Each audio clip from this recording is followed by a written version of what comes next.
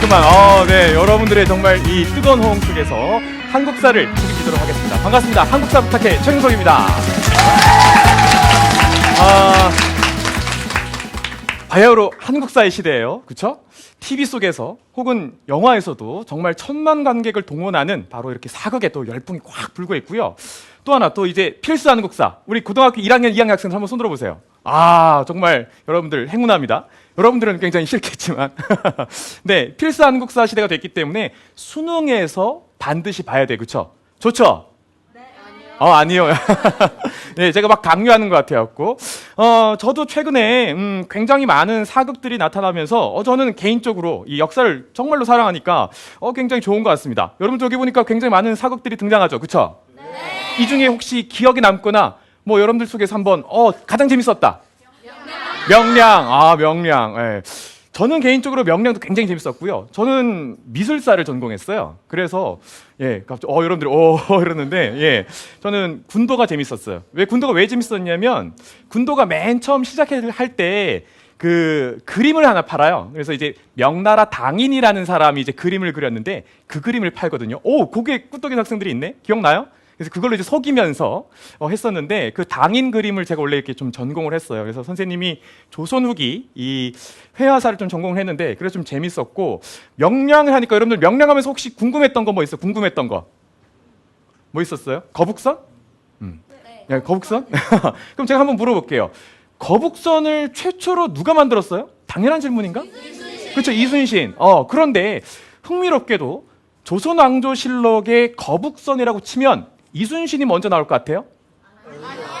아니요. 아니 자신 있게 말했으면 아니요. 그러면 뭐? 사람. 네. 누구? 태종이 나와요. 태종. 태종 누구예요? 세종 아빠. 그렇죠.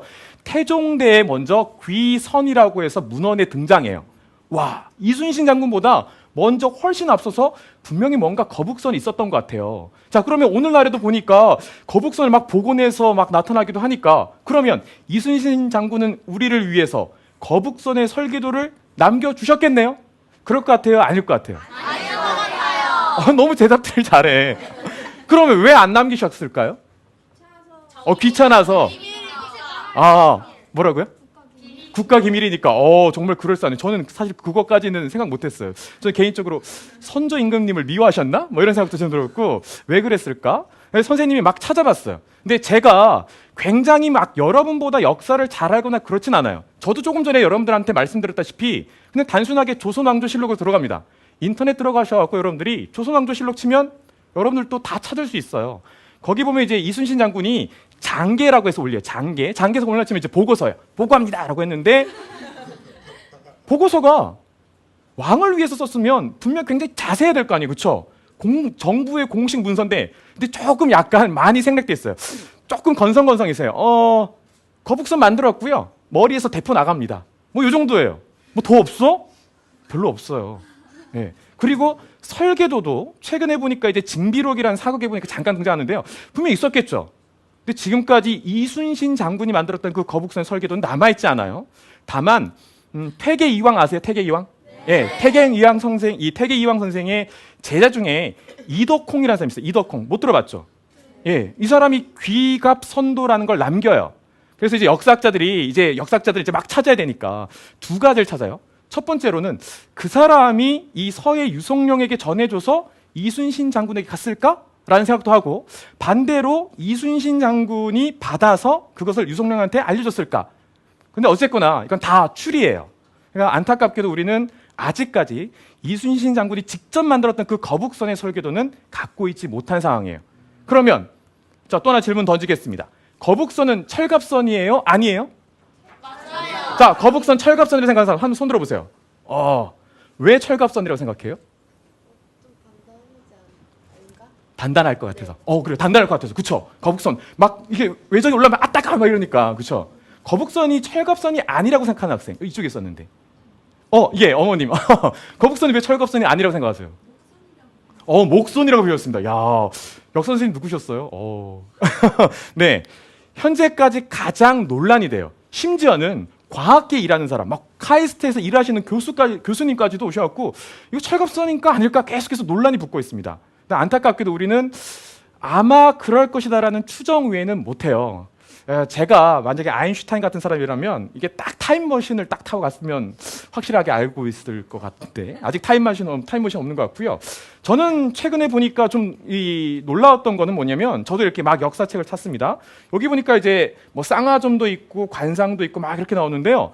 바람의 화원 같은 거 보면 이제 화가들 나오잖아요. 그래서 신윤복도 나오고 김홍도도 나오고 뭐 신윤복이 여자였을까? 뭐 이렇게 나오는데 저는 굉장히 놀라웠던 건 뭐냐면 영조 임금이 왕세제였을 때 왕세자는 아니었어요. 이 배다른 형이었던 경종이 있었기 때문에 왕세제라고 하는데 동생이었기 때문에 근데 도자기 만드는 곳에서 책임자였어요. 그러니까 훗날에 이제 임금이 되는 영조 임금은 이 도자기를 만드는 곳에서 직접 책임자였기 때문에 도자기를 잘 아는 거예요. 그래서 여러분들도 조선 후기 하면 달 항아리 들어보셨죠? 그런 거예요. 야, 그래서 저는 저런 걸로 한번 좀 사극을 만들어 보면 재밌지 않을까? 이런 생각도 해봤습니다. 판권은 저한테 있고. 자, 이렇게 해서 사실 보니까 역사가 한국사가 그리 멀지 않은 것 같아요. 그렇죠? 우리 주변에 있는 것 같죠? 그런데 정작 제가 이제 여러분들한테 부담을 팍 드리면 수능 시험 봐야 돼요. 이과학생 손 들어주세요. 이과학생들. 없나요? 이과학생들이 이제 봐야 돼요. 막 그러면 부담이 되거든요. 물론 쉽다고 하더라도 굉장히 부담이 되는 측면이 있다라는 겁니다. 자, 그래서 저는 이렇게 생각했어요. 여기 이제 학부모님도 계신데 어렸을 적에 우리가 위인전을 통해서 그리고 최근에 이렇게 대중문화에서 소비하는 역사까지 굉장히 한국사가 재미난데 왜 정작 학교에서 배우는 내신이건 수능이건 한국사는 어려울까요? 왜 그럴까요? 예, 정말 용감한 자기 고백을 한 학생. 정말 박수를 보내고 싶어요. 예, 제가 고3 담임만 계속 연속해서 했는데요. 학생들이 물어봐요. 선생님, 이 책 중에서요, 도대체 외우지 말아야 될 건 뭐예요? 이렇게 물어봐요. 그러니까 그 정도로 학생들한테는, 그리고 아마 우리 학부모님들께도 한국사는 암기 과목이야. 이렇게 자다 일어나면 천년 역사 확 지나갔어요. 뭐 이 정도로 굉장히 부담이 될 것 같습니다. 사실 저는요, 한국사를 본고사를 보고 들어갔어요. 네. 오 나올 줄 알았는데. 그래서 이제 저는 이제 고등학교 때 보면 이렇게 좋습니다. 그래서 막 한국사 사전도 막 들고 다니고 난 보라고 막 한국사 사전 막 이렇게 들고 다니고 그랬었는데, 네, 한국사 사실은 그런 측면에서 분명히 부담이 돼요. 그래서 저는 오늘 좀 어떤 내용으로 들어가 보려고 하냐면 한국사가 굉장히 많고 반만년의 역사라고 하는데 이걸 좀 쉽게 좀 우리가 좀 하나로 이게 좀 꿰뚫을 수 있는 뭔가가 없을까라고 했을 때 세 가지 코드를 가지고 왔습니다. 그래서 여기 있어요. 바로 여러분들 주변에 딱 깔아놨는데 인사제라고 합니다. 한번 다 같이 해볼까요? 다 같이 인사제. 인사제가 뭘 것 같아요? 인물, 사회, 제도. 좋습니다. 근데 제가 개인적으로 가장 싫어하는 학문이 사회학이에요. 사회학 별로 안 좋아해요. 저는 사회 안 좋아하고 저는 사학과를 나왔기 때문에. 그래서 거의 맞췄는데 맞아요. 거의 이제 이 학생이 왔는데 이거를 이렇게 제가 한번 펴볼게요. 어때요? 여기 저도 숨어 있습니다. 제 이름 찾으셨나요? 네. 저도 굉장히 역사적인 소중한 인물입니다. 혹시 알겠습니까? 나중에 가서 역사학자들이 저 교사 최경석이라는 사람은 왜 EBS에 나왔을까? 왜 역사 저술을 했을까? 뭐 이런 거. 청소년 역사 저술가 혹은 청소년 역사 강사로서 어떤 의미가 있을까? 뭐 이런 생각도 해봤는데요. 이제 휘황찬란해지기 시작하죠. 머리가 아프기 시작하죠. 네. 자, 그러면 정말 우리가 구석기 시대 때부터 시작해서 막 주목도끼를 얘기해요. 그러다가 한국 근현대사를 와서 일제강점기 지나서 현대사까지 막 오잖아요. 정말 많아요. 특히 작년 같은 경우에 수능 한국사 같은 경우 굉장히 어려웠어요. 막 정말 연도 나왔습니다. 연도 딱 한 연도 주고 그 연도 있었던 일 맞춰봐 뭐 이러는 거예요. 저도 흠칫 놀랐습니다. 나도 잘 연도 그 정도였는데. 그러니까 이렇게 막 깔아놓고요. 이걸 좀 정리할 수 있는 방법을 좀 가자고요. 자, 그러면 첫 번째 이렇게 한번 봅시다. 제가 여러분들을 위하여 이렇게 한번 풀어봤어요. 인물, 사건, 제도. 그러면 여러분들 좀 편할 것 같아요. 그렇죠? 따라볼까요? 인물, 사건, 제도. 예, 제가 사학과를 가겠다. 그리고 저는 이제 대학원에서 미술사학과를 전공했는데 저는 정말 역사를 가지고 거의 한 20년 넘게 살았던 것 같아요. 그런데 그 핵심은 뭐였냐면 역사가 재밌었어요. 역사가 너무 재미난 거예요. 근데 그 재미난 것을 보니까 어렸을 적부터 위인, 광개토대왕 정말 멋있단 말이에요. 예를 들어서 그리고 겸재정선 그림 굉장히 멋있어요. 그런 어떻게 보면 재미나고 멋있는 것들이 저한테는 하나 이렇게 호기심이 작동하게 만들었던 그런 것 같아요. 그래서 여러분들에게도 제가 말씀드리고 싶은 건 역사를 우리가 좀 하나로 꿰뚫기 위해서 세 가지를 연결해서 이야기식 역사로 좀 갔으면 좋겠다라는 거예요. 이제 이야기식 역사를 이제 보통 스토리텔링이라고 보통 얘기를 하는데요. 아까 우리 사극했잖아요. 사극은 팩션이라고 해요. 역사에서 가장 중요한 건 팩트니까. 그런데 사실은 허구가 좀 있잖아요. 그래서 픽션. 그래서 팩트와 픽션 합쳐서 팩션이라고 하고요. 그다음 여기서 이제 이야기식 역사로서는 스토리텔링이라고 하는데 별거 없어요. 제가 여러분들한테 이제 조곤조곤 얘기하는 거예요.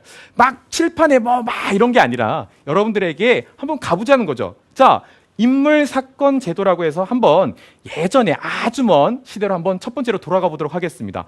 여기 좀 낯선 사람이 있죠? 김음돌이라는 사람 좀 낯설죠, 그쵸? 그나마 조금 어쨌거나 왕은 신문왕을 좀 들어본 것 같아요. 신문왕 들어본 사람? 그렇죠. 이 아빠가 누구가요? 아빠가 누굴까요? 오, 예, 좋습니다. 문무왕. 그래, 문무왕이에요. 네, 아빠가 문무왕이에요. 문무왕 하면 여러분들 신라를 통일했던. 또 그러면 문무왕의 아빠는 누구예요? 무열왕, 그쵸? 김춘추 뭐 이렇게 되는 거예요.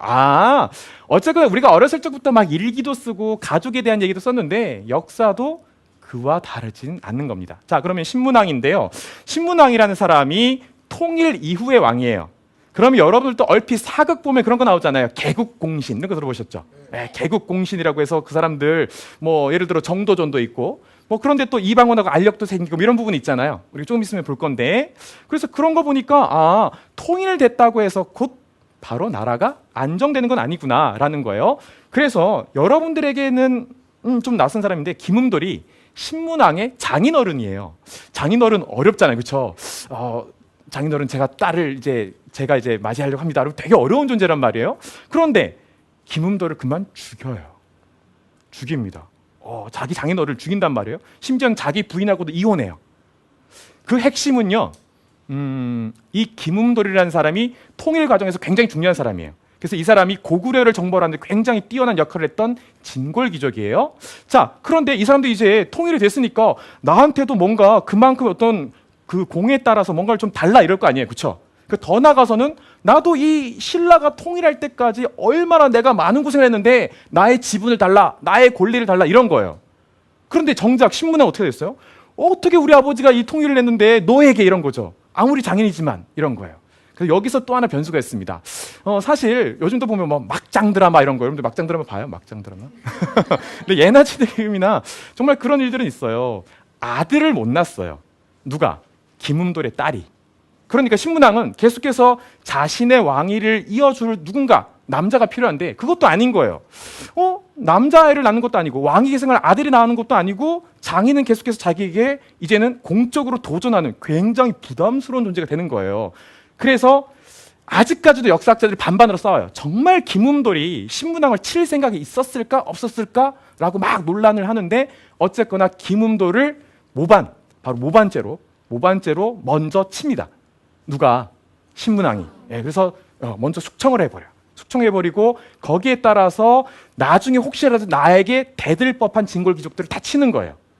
그리고 나서는 다른 제도로 갑니다. 이제 제도예요. 그러니까 사실 우리 학생들이 굉장히 어려운 게 제도예요. 그렇죠? 그 제도라는 부분이 보니까 정책이란 말이에요. 여러 가지 시스템이 나와요. 뭐 삼성육부가 나오고 굉장히 어렵잖아요. 그렇죠? 막 그런 부분을 보니까 오도양계 뭐 이런 것도 나오고 굉장히 어려운데 그 제도까지 가기까지의 과정을 여러분들과 함께 이렇게 스토리텔링으로 이야기식으로 가니까 좀 정리가 되잖아요. 그렇죠? 네. 신문왕이 김음돌을 죽이고 그리고 뭔가를 만들었어요. 뭔가를 만들었다. 그러면 기존에 있던 사람들을 없앴잖아요. 그럼 왕은 당연히 뭐가 필요해요? 내 오른팔이 필요하잖아요. 신진 세력들을 길러내야 돼요. 그게 바로 국학이에요. 그래서 이 국학이라는 좀 어렵게 이제 얘기가 들어가죠. 유교 교육기관이다. 그런데 사실 그런 어떤 어려운 얘기보다는 쉽게 말하면 내 사람을 기르고 싶은 거예요. 그리고 이제는 정말 이제 확실하게 전국을 지방을 내가 확실하게 한번 쫙 내 마음대로 한번 해볼 거야 이렇게 딱 팔 걷어 붙이고 이런 거예요. 그래서 부주 오서경이라는 오늘날 치면 뭐 강원도, 경상도 이렇게 쭉 있잖아요, 그렇죠? 전라도 있고 이런 시스템을 만들어낸 거예요. 그러면 이제 여러분들이 그냥 신문왕, 국학, 부주 오서경 이렇게 외우는 것보다 이게 좀 더 나은 거죠. 그래서 인사제라고 해서 좀 깔아놓고 여러분들이 정리하면 되는 거예요. 가능할까요? 네. 자, 그럼 두 번째로 한번 가볼게요. 자, 이번엔 고려로 넘어가도록 하겠습니다. 자, 고려인데요. 고려로 가보니까 고려에서 보면 고려는 참 대단한 국가예요. 왜냐하면 정말로 많은 외침이 있었는데 거란족도 왔고요. 쳐들어왔고 그 다음에 금나라가 계속해서 위협을 했어요. 여진 쪽에. 자, 그리고 또 몽골이 있었습니다. 그런데 이 몽골의 침입 이후에 우리가 결국에는 몽골에 항복할 수밖에 없었던 뼈아픈 역사가 있습니다. 물론 우리가 굉장히 저항을 많이 하긴 했지만, 자, 그런 와중에 이제 그러면서 이 원나라에 우리가 이제 부마국이 돼요. 들어보셨나요? 사위 국가가 돼요. 그래서 몽골 여자를 우리가 좋아하든 싫든 결혼하는 상황이고 충성을 바치겠다 해서 충자 돌림 왕이 돼요. 들어보셨나요? 네. 생각나는 왕, 충자 돌림 왕. 무슨 왕이 있어요? 충자. 충렬왕. 그래요. 예. 근데 재미난 건 그 충렬왕이라는 사람이 상당히 재밌어요. 충렬왕 때 거꾸로 여러분이 잘 알고 있는 일련의 삼국유사라는 역사책이 있었던 때도 충렬왕이에요. 삼국유사 들어보셨어요? 네. 예, 삼국유사. 삼국유사 여러분들 어렸을 적에 왜 그 어떤 부부가 있었는데 부부가 이제 바닷가에 있다가 어떤 바위에 올라가고 흘러갔더니까 갑자기 해하고 달이 사라졌대. 뭐 이런 얘기 들어보셨죠? 여러분들 어렸을 적에 동화. 그게 다 사실은 삼국유사예요. 연호랑 새우녀 들어보셨나요? 예, 삼국유사 나오고. 그 다음에 삼국유사에 보면 주몽에 대한 얘기도 나오고 그렇습니다. 예를 들어 굉장히 재미난 얘기인데요.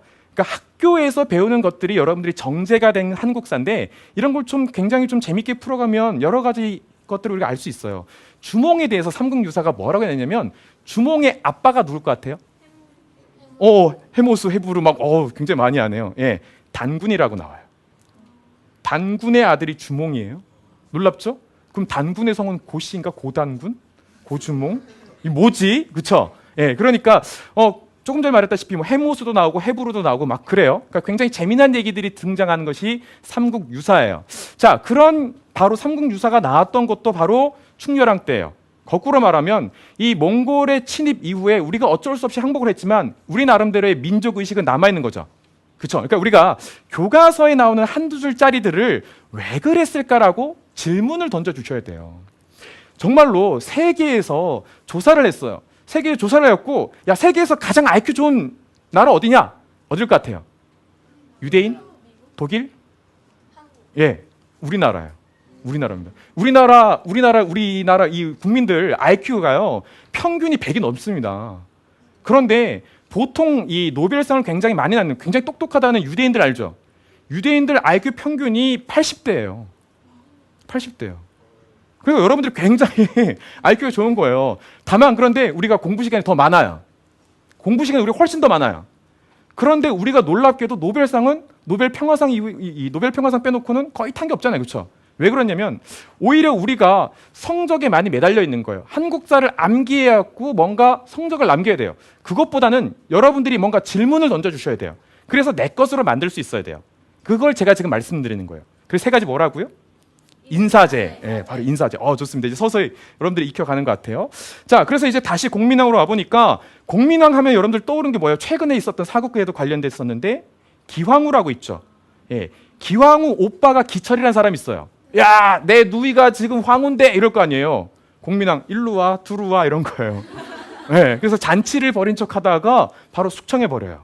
그러면 아하, 사건이 벌어졌네요. 일명 원나라에 친했던 세력들, 기철을 포함해서 그들을 숙청하거나 그들을 견제해야 돼요. 그러면서 여러분들이 잘 알고 있는 인물들이 있을 거예요. 예를 들어서 뭐 여러분들 신돈 같은 인물들 떠올릴 거예요. 그렇죠? 자, 그러면서 이제 제도로 가니까 제도가 어려워져요. 전민변정도감이라는 게 나옵니다. 어렵죠? 굉장히 어려워요. 이거 이제 하나하나 풀어야 돼요. 전민, 토지와 백성민, 그렇죠? 를 변정, 바르게 돌려놓는 거예요. 도감이라는 건 관청이에요. 그러니까 이제 이해가 되네요. 그렇죠. 여기 끄떡이는. 예, 역시 이래서 한국사가 재밌어요. 뜻풀이가 되면 되거든요. 토지와 평범한 그 바로 양민들을 다시 올바르게 세워놓겠구나 이런 거죠. 그러면 거꾸로 말하면 기존의 이 곤문세족이라는 친원파 세력이 땅과 양민을 불법적으로 다 가져가 버린 거예요. 노예로 만들고 노비로 만들고. 그렇죠? 그러니까 그걸 다시 되돌려 놓겠다라는 게 전민변정도감인 거예요. 그렇죠? 그러니까 인물 사건 제도가 형성이 되는구나라고 보시면 되겠습니다. 자, 그러면 이제 여러분들에게 한번 던져볼게요. 자, 조선 태종 바로 세종대왕의 아버지입니다. 그러면서 굉장히 여러분들에게는 어떨지 모르겠는데 저는 딱 조선 태종 이러면 무서운 아빠? 네. 자, 조선 태종하면 여러분들 뭐 왕자에 난 당시에 정도전을 숙청했다거나 뭐 많이 들어봤죠, 그렇죠? 예. 그리고 또 심지어는 자신의 어떤 왕권을 강화하기 위해서 외척도 다 쳤던 막 그런 사람이에요. 그런데 그런 왕권 강화 일을 하게 되면서 여기 보니까 어떤 제도를 만들게 돼요. 제도를 만드는데 조선이라는 사회는 나름대로 굉장히 시스템이 잘 돼 있어요. 그래서 영의정, 좌의정, 우의정 들어보셨죠? 일명 재상이라고 하는 사람들. 그 사람들이 이제 합의를 하는 기구가 있어요. 그걸 뭐라고 혹시 하는지 아세요? 의정부. 아, 좋습니다. 의정부. 네. 뭐라고 했어요? 아, 뭐라고 했어요? 의정부. 아, 알고 있네요. 아, 좋아요. 그래서 왕이 있고 의정부가 있고, 그렇죠? 그런데 그 밑에 이제 일을 하게 되는 것이 이호예병형공이라는 이 육조가 있습니다. 그래서 의정부가 있고 육조가 있는데 태종 이방원은 이 시스템이 좀 마음에 안 드는 거예요. 그래서 이거 야 갈아엎어 이런 거예요. 그러면 이제 여러분들이 이제 스토리텔링을 어느 정도 이제 뉘앙스 느낄 것 같아요. 그러면 태종 이방원이 왕권 강화를 위하여 어떤 제도를 만들었을까요? 자, 여기 있습니다. 한번 자 말해주세요. 어떤 제도를 만들었을까요? 육조 직계제라고. 오, 예, 육조 직계제. 정말 한국사를 잘 알아요. 예, 박수 한번 쳐주세요. 네. 그래요. 이 학생 말했다시피 육조 직계제인 거예요. 육조 직계제. 야, 그러면 육조 직계제 뭐냐면 태종 이방원이 바로 직접적으로 의정부 거치지 마 이런 거예요. 영의정, 좌의정, 우의정 필요 없다는 거죠. 바로 육조 직계제로 바로 이호예병 형공에다가 바로 이거 해 저거 해 이런 거죠. 그럼 그쪽은 네 알겠습니다. 네 알겠습니다. 예스맨 이렇게 되는 거예요. 이런 식으로 가는 거죠. 굉장히 어려 보이는 사실은 저희 역사 선생님 입장에서는 육조 직계제라는 것에 대해서 설명하기가 굉장히 힘들어요. 학교에서 할 때면 벌써 학생들 엎어집니다. 절반은 다 쓰러져 있어요. 육조 직계제가 2조가 뭐 하고 이런데 사실 이렇게 스토리텔링으로 가니까 이야기식으로 가니까 좀 편한 부분이 있죠. 네, 그래서 여러분들에게 한번 말씀을 드렸던 것이고요. 자, 이번에는 근현대사로 가보도록 하겠습니다. 자, 근현대사로 가는데 이 근현대사로 가는데 근현대사라고 하면 여러분들 보통 흥선대원군 들어보셨죠? 예, 그래서 뭐 또 고종황제, 뭐 명성황후, 그쵸? 또 의외로 우리가 사극에서 많이 만나요. 그런데 이제 이거를 쭉 흐름을 타고 가서 어떤 일들이 있었냐 그러면 학생들이 이제 막 거품 물게 됩니다. 뭐 1차 가보개혁, 2차 가보개혁 들어보셨죠? 을미개혁, 벌써 저기 그쵸? 예, 힘들어하는 학생들이 나타납니다. 저도 힘들어요. 그래서 정말 수능에서는 출제를 잘 내요. 그런데 이것도 의외로 우리가 꿰뚫을 수 있는 방법이 있습니다. 우선 왕은 어쨌거나 근대화를 하기 위해서 나름대로 노력을 해야 돼요. 그 왕이 있는데 근데 놀랍게도 자신이 가장 사랑하는 여인 바로 명성황후가 일본에 의해서 죽임을 당할 수밖에 없었던 아주 충격적인 일이 벌어져요. 명성황후 시해 사건 그리고 혹은 뭐 을미사변이라고 하는데 그런 상황 속에서 국가가 흔들리는 위기 속에서 어쩔 수 없이 고종황제가 선택을 해요. 우선 피신하자는 거예요. 그래서 상당히 충격적이게도 양반 복장을 하고 러시아 공사관으로 피신해요. 그래서 러시아 공사관이에요. 그래서 아간 파천이라는 사건이 있었어요. 그리고 나서는 대한제국이라는 게 만들어져요. 이건 뭐지? 피신했는데 어떻게 대한제국을 만드는 거야? 라는 게 있죠. 그럼 중간 단계 뭔가 스토리가 있겠죠. 그렇죠. 그래서 대신들이 이제 고종황제를 찾아가는 거예요. 그러면 제발 이러면 안 됩니다. 이건 아무리 이래도 이건 아닙니다. 다시 돌아오십시오 하겠죠? 또 다른 사람들 또 시민들도 나서서 이제 돌아오십시오라고 할 거 아니에요. 그래서 돌아와서 대한제국을 1897년에 선포하고 이제는 내가 뭔가 한번 해보겠다라고 해서 광무개혁이라는 걸 하게 됩니다. 그러니까 여러분들이 여기까지 들어보니까 자연스럽게 인물이 나오죠? 제가 계속해서 말했으니까 누구예요? 그렇죠, 고종이죠, 그렇죠. 예, 이렇게 해서 고종 황제가 등장할 수밖에 없겠구나라고 여러분들이 자연스럽게 이해할 수 있는 거예요. 어때요? 그러니까 여러분들 한국사 굉장히 많아 보이지만 뭐만 있으면 돼요? 3가지만 있으면 돼요. 인물, 사건, 제도. 야, 제가 강요하지도 않았는데 여러분들 이렇게 따라한 거 보니까 이제 여러분들은 정말 한국사를 잘할 거예요. 그럼 여러분들이 그 딱딱한 교과서 그리고 그 정말 어려운 문제들을 보더라도 충분히 여러분들이 체계를 잡을 수 있겠죠. 그렇죠? 혹은 여러분들이 어떤 특정한 역사와 관련된 교양서적을 본다거나 아니면 사극을 보더라도 야, 저 인물이 이렇게 해서 이런 일이 벌어지구나 라고 여러분들이 쫙 정리할 수 있는 거예요. 전문가 되죠? 그렇죠? 자, 좋아요. 그런데 우리 한 발짝 더 나갑시다. 시대는 창의적 인재를 원하니까 여기서 우리 한번 좀 뒤집어 볼게요. 이제부터 여러분들이 좀 저를 도와주셔야 돼요. 할 수 있어요. 그러면서 거꾸로 보면 여러분들이 얼마나 열린 생각을 하고 있는지 한번 좀 가보도록 할게요. 자, 다음으로 한번 가보겠습니다. 자, 이번에는 여러분들과 함께 제가 한번 문화로 슉 달려가 볼게요. 여기 보니까 2가지가 있습니다. 얼핏 보더라도 여러분들 여기 있는 거 오른쪽에 있는 게 뭔 것 같아요? 뭔 것 같아요? 한번 손 들고.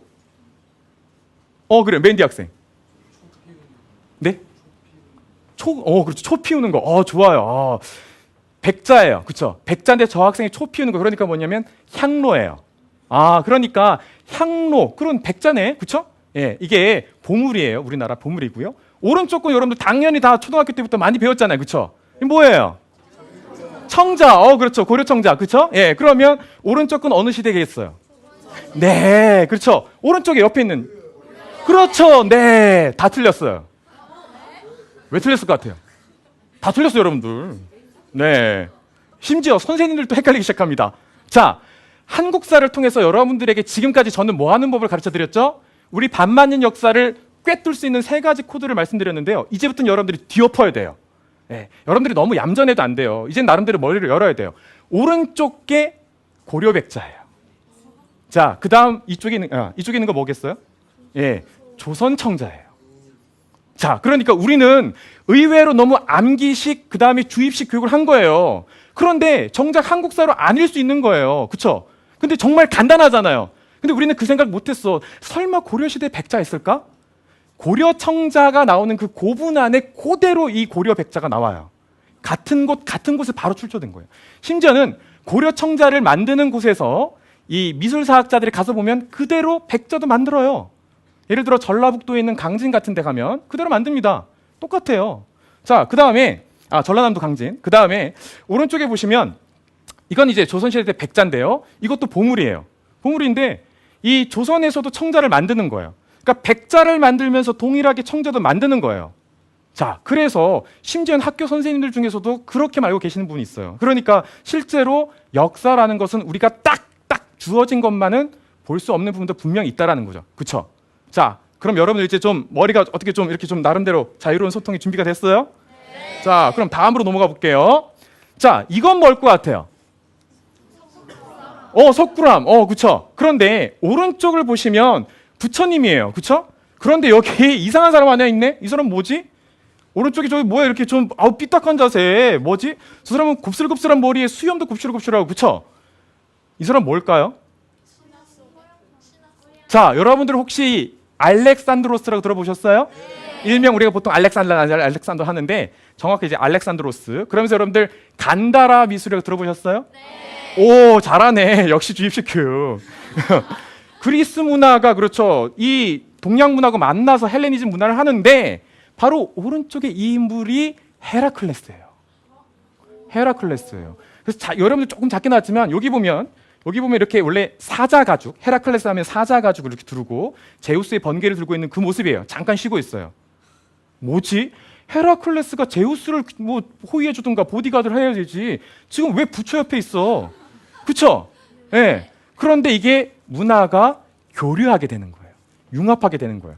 그래서 이게 중앙아시아를 거쳐서 넘어오게 됩니다. 그러면 양쪽에 있는 석굴암 본전부를 지키는 금강 역사가 돼요. 그쵸.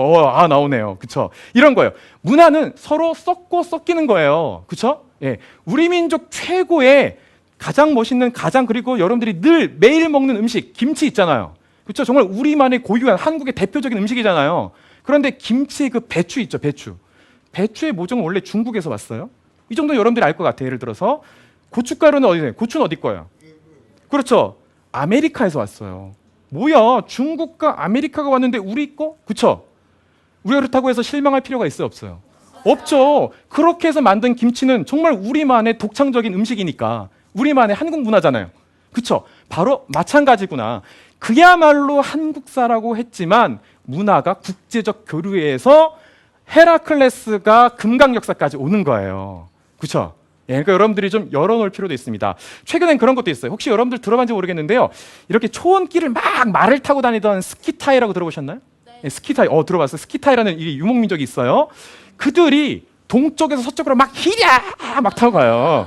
예, 타고 가니까 저쪽에 있던 그리스인들이 뭐야 이렇게 봐요. 뭐야 라고 해서 얼굴은 분명히 말을 타고 오는데 얼굴은 사람인데 몸은 말인 것 같아. 그럼 그리스인들이 이를 받아들여요. 그래서 그 그리스 신화에 뭐로 나타나요?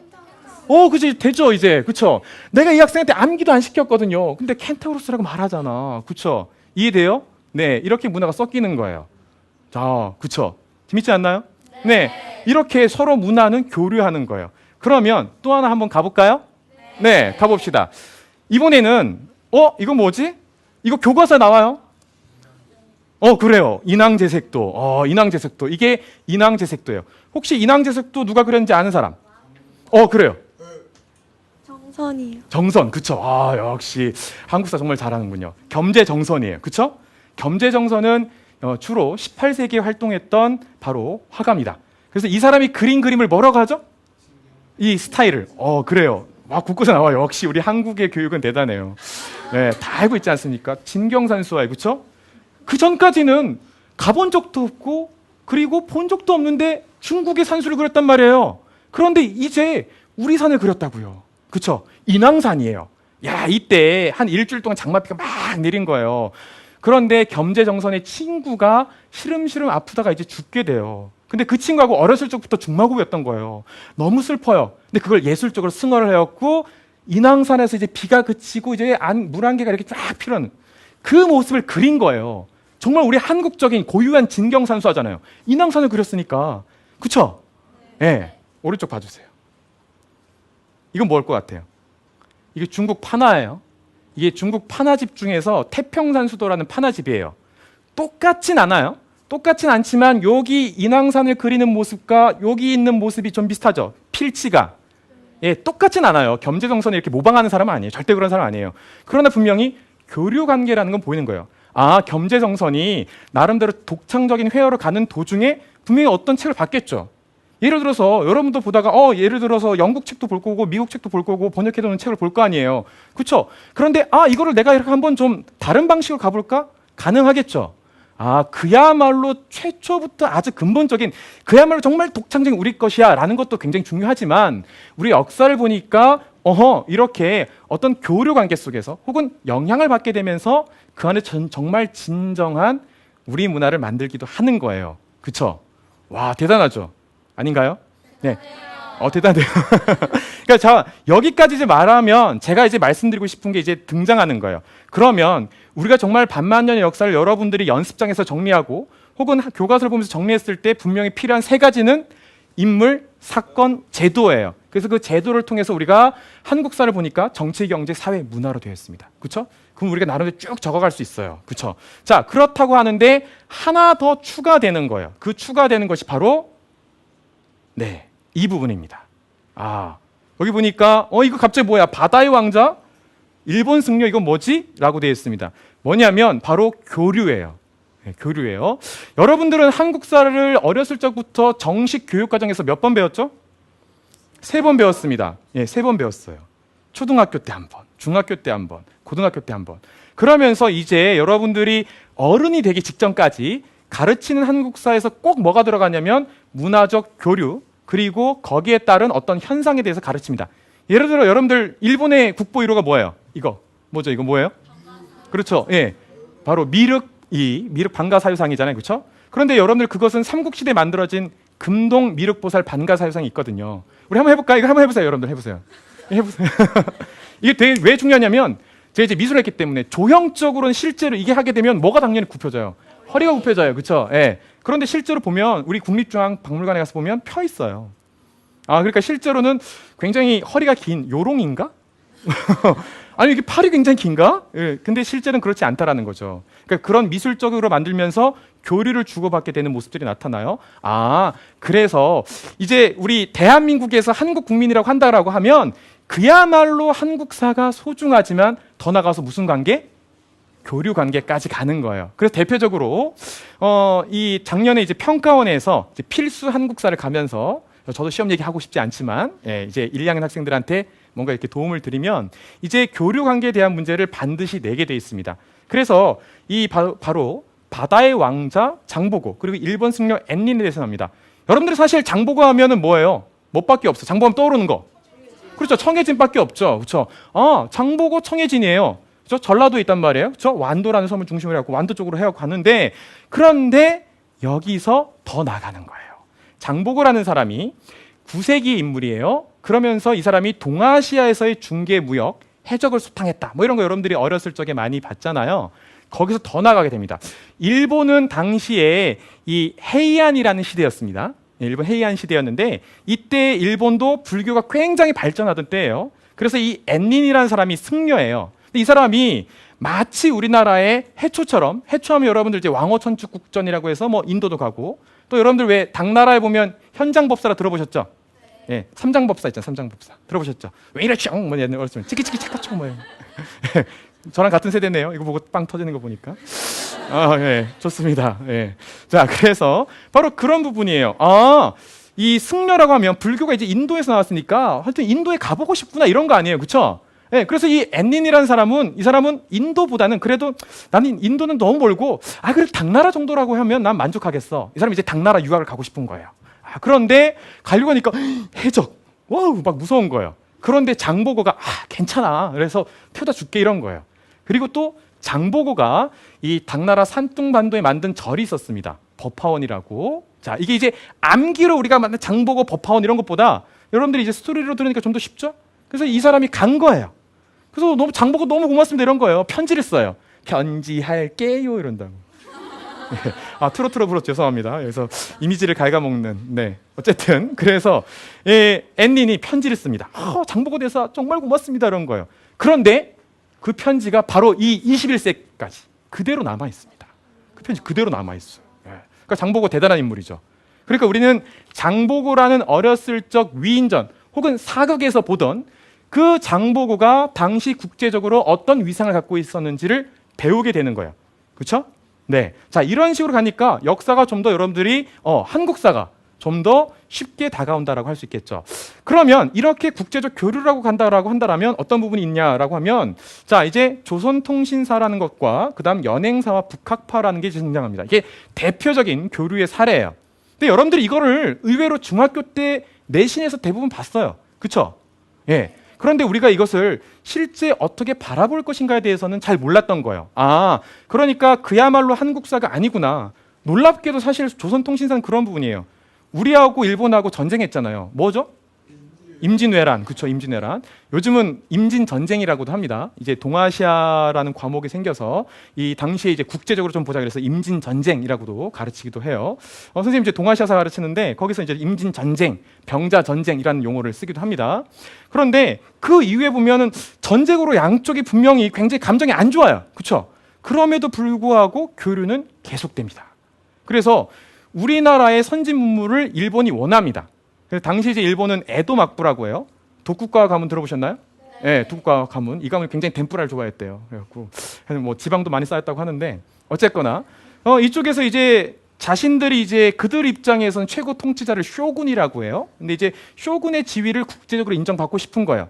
그리고 여전히 조선하면 선진 문물이 있는 거예요. 이런 걸 받고 싶은데 뭔가 방법이 없을까 이런 거예요. 그래서 조선통신사가 그 전에 있었는데 임진전쟁으로 이제 끝났을 거 아니에요. 중단됐는데 다시 합시다 이런 거예요. 그래서 곧 교류가 임진전쟁 이후에 다시 일어나게 됩니다. 그래서 조선통신사라는 교류 과정이 있어요.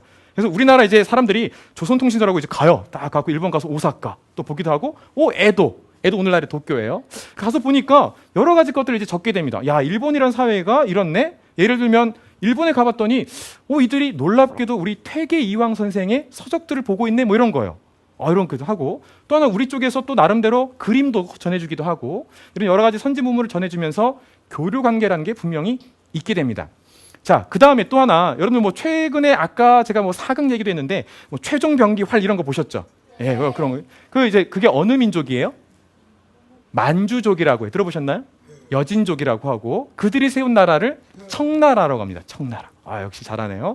자, 그런데 그 청나라 우리의 왼수예요. 그렇죠? 왜냐하면 병자전쟁, 이 바로 병자호란으로 우리가 정말 충격적인, 여러분들 많이 사극에서 봤잖아요. 남한산성. 그 앞에 결국 나와서 삼전도의 굴욕이라고 들어보셨죠? 야, 그런데 그런 상황 속에서 우리가 교류를 했을까? 해요. 비록 왼수지만 우리가 분명히 배울 건 배우자라는 거야. 그런데 감히 그런 얘기를 할 수 있을까요? 없을까요? 못해요. 그런데 용감하게 얘기하는 사람들이 있긴 있었어요.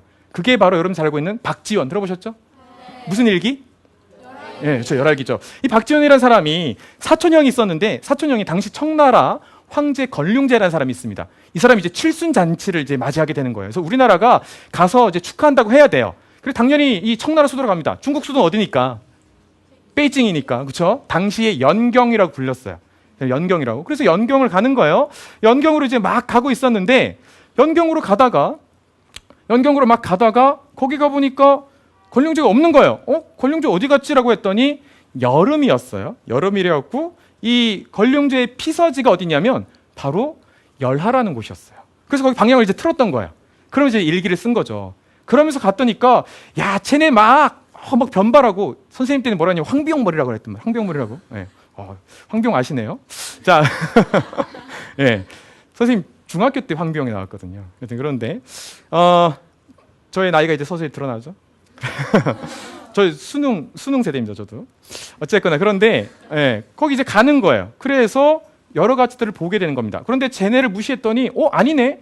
의외로 조선이라는 나라는 상당히 땅덩어리도 좁고 그 다음에 산도 많고 이러다 보니까 물자 유통이 굉장히 중요한데 놀랍게도 우리나라의 조선시대 양반들은 바로 지척임에도 불구하고 뭐 타고 가요? 가마 타고 가잖아요. 네 사람이 끌어야 돼. 아우 힘들어. 그쵸? 멀리 갈 때 가마 끌고 이런 비효율적인 게 어딨어. 그런데 중국 가봤더니까 뭐 끌어요? 수레 끌어요. 수레 주면 되잖아. 근데 신기하게도 우리나라 그렇게 수레가 발전하지 않은 거예요. 또 하나 중국 가봤더니까 무역을 많이 하네? 이런 거예요. 그럼 우리도 좀 나름대로 상업이 발전되고 정말 사람들한테 필요한 것들을 해야 되는 거 아니야? 라는 거죠. 그래서 박지원이 두 가지 전략으로 가는 거죠. 한쪽에서는 어떻게 돼요? 한쪽에서는 양반의 위선을 폭로하는 막. 그래서 여러분 들어보셨죠? 허생전 들어봤죠? 예, 양반전 쓰면서도 또 한편에서는 수레가 필요합니다. 무역을 해야 돼. 뭐 이런 것들 얘기하게 됩니다. 수레와 선박에 대해서 얘기를 하는. 그래서 북쪽을 정벌할 것이 아니라 북쪽을 학습하자 이런 거예요. 자, 그러면 북학파가 되는 거죠. 자, 여러분들 우리가 보통 공부라고 하잖아요. 그렇죠? 공부합시다. 여기 어머님도 계셨는데 공부해 이러잖아요. 공부가 뭐예요? 공부 하이 쿵푸잖아. 쿵푸 이거잖아요. 그러면 정확하게 여러분들 스터디 하드는 뭐예요? 학습이에요. 그렇죠? 예. 그래서 이제부터 여러분들 엄마가 공부하라 그러면 하이. 예, 그러니까 기본적으로 여러분들이 공부를 해야 된단 말이에요. 이제 그러니까 기본적으로 저도 헷갈렸네. 학습을 해야 돼요. 그래서 북쪽을 학습하자라고 해서 북학파예요. 그런데 만약에 당시의 집권층이 이제 서서히 어려운 얘기 들어갑니다. 이게 이제 여러분들이 서인 중에서 송시열이라는 사람을 따랐던 사람들이 좀 나이가 지긋하셨어요. 그래서 일명 노론이라고 합니다. 들어보셨나요? 네, 노론. 노론 쪽에서 청나라를 정벌해야 된다라고 해서 북벌을 주장했어요. 실제 있지는 않았지만. 그런데 예를 들어서 노론의 라이벌이 만약에 북벌을 하자 이런다고 하면 어떻게 되겠어요? 만약에 북쪽을 배우자 이러자고 하면 너 뭐야? 너 배신자 이럴 거 아니에요. 그런데 박지원은 노론이었어요. 다만 아웃사이더긴 했지만 좀 비주류이긴 했어요. 또 어쨌거나 노론 내부에서 목소리가 나오는 거예요. 그러니까 저거를 자를 수도 없고 이러는 거예요. 그러니까 북학파가 형성이 되는 거예요. 그리고 이 북학파였던 사람들은 당시에 우연찮게도 청나라에 갔다 온 거예요. 그런 거죠. 너 미국 갔다 왔어? 너 영국 갔다 왔어? 나 가서 보고 왔는데 이런 거죠. 이해되죠? 그러면 백문이 불여일견이라고 해서 여러분들 기본적으로 가서 보고 온 사람이 더 나을 거 아니에요. 그렇죠? 네, 그러니까 그럴 수도 있겠네라고 새로운 흐름들이 만들어지기 시작합니다. 그래서 바로 북학파가 나오고 우리가 좀 어렵게 외우죠. 이경후생학파, 유수원의 우서, 박지원의 박재가의 이런 식으로 머리 터져 막 이러죠. 그런데 여러분들이 지금 보다시피 어떤 관계? 국제적인 교류 관계를 보니까 충분히 풀린다는 얘기예요. 동아시아적인 질서 속에서 우리와 중국, 우리와 일본이란 관계를 보니까 충분히 풀린다. 즉 예전에 아주 오래된 예전부터 우리가 예를 들어 장보고와 앤린이란 관계를 봤다고 한다면 조선 후기까지 계속해서 오더라도 우리가 어떤 교류 관계를 보게 되면 충분히 좀 더 그야말로 한국사인데 좀 더 시야가 트인다는 것이죠. 세계 속의 한국적인 것이 가장 세계적이다. 그렇죠. 그 말을 우리가 생각한다면 우리가 이제는 여러분들이 교류 관계까지. 그래서 저는 히든 카드 한 장 바로 교류 관계를 여러분들이 꼭 알아주셨으면 좋겠습니다. 그러면 이제 한국사를 여러분들이 이 중에 고등학교 1학년이건 혹은 학부모이건 파악할 수 있는 3가지 더하기 1가지. 그래서 총 4가지를 알았습니다. 따라해볼까요? 다 같이 인물. 사건. 제도. 그리고 좋습니다. 다 같이 교류 관계. 네, 이 4가지를 통하여 이제 여러분들은 확실하게 한국사를 쫙 꿰뚫을 수 있게 되는 것입니다. 어떻게 가능할까요? 네, 좋습니다. 여러분들 사실 이 한국사가 영화에서 보는 것만큼 그렇게 쉽지는 않아요. 그래서 여러분들이 정말 저는 여기 오신 여러분들이 정말 대단하다라고 말씀드리고 싶고요. 여러분들이 저에게 맨 처음 뭐라고 외쳤죠? 한국사를 부탁해. 네. 그래서 저는 여러분들에게 한국사를 책임질 수 있는 4가지에 대해서 지금까지 말씀을 드렸습니다. 여러분들이 뭐 굳이 필기하지 않더라도 충분히 머릿속에 인사제 그리고 교류가 들어갔을 거라고 생각을 하면서요. 제가 이제 이 강의를 마치려고 하는데요. 여러분들이 이제 구석기 시대 때부터 시작해서 쭉 가서 조선 후기 그리고 한국 근현대사까지 갈 때 이 4가지를 반드시 기억하시면서 정리하시기 바랍니다. 그쵸? 그리고 또 한 가지 역발상도 잊지 않으셨으면 좋겠습니다. 과연 이게 맞아? 라는 것도 여러분들이 한번 던져주시면 여러분들이 정말 창의적 인재로서 여러분들이 바로 대한민국의 미래를 책임질 것이라고 보입니다. 아시겠죠? 예, 자 이렇게 해서 여러분들 강의를 마치도록 하겠습니다. 예, 수고 많았고요. 여러분들 저와 함께 앞으로도 한국사에서 만나도록 하겠습니다. 여러분 수고하셨습니다.